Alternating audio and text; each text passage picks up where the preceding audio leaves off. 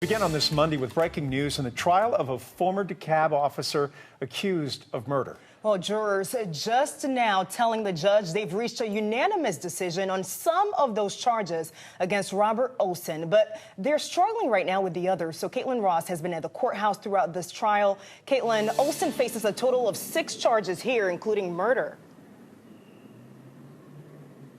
He does, and the jury said, well, they've come to a conclusion on some of those charges. They cannot reach an agreement on the others. It almost seemed like they were telling the judge, this is as far as we can go. But the judge really pushed back here, saying you haven't been talking about this long enough. They had a short day on Friday, a longer day today, but she said you need to go back in there tomorrow morning and keep talking.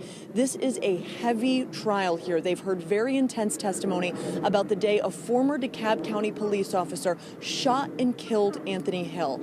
He is an unarmed Air Force veteran whose family says he was suffering from a mental health crisis when people in the apartment complex he lived in called 911, saying he was acting erratically. The jury has asked to see videos of the aftermath of that shooting and before that shooting. They've been extremely attentive, taking notes, looking at each other, talking about exactly what they were deliberating behind closed doors. The judge told them they need to go back in and keep talking. They haven't been deliberating for a full work week, our work day of 8 hours. And so I plan to release them and tell them to report back in the morning and that they will continue to deliberate. Earlier today, they did ask about a very specific charge. They asked if they could find Robert Olsen guilty on count 4, which was violation of oath of office, and not guilty on count 2, which was murder.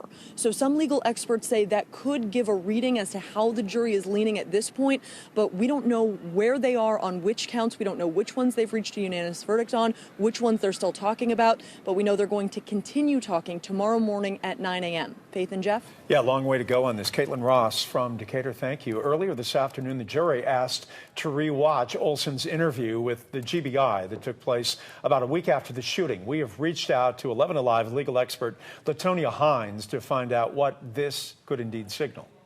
The problem for them is that they didn't hear from him. So this is the only way that they get to hear what his side of the story was.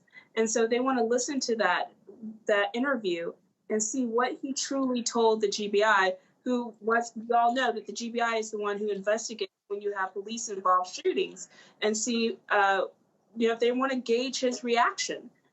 This is their way, in a sense, of judging his testimony, since they never got a chance to hear from him himself. So the interview is just under an hour. The jury has a lot of material to talk about in the hours ahead. We are on verdict watch right now. Over on the 11 Alive YouTube page, we are streaming every moment of this trial live. So if you are interested at all in the Olsen case, you can head over now and you can join us.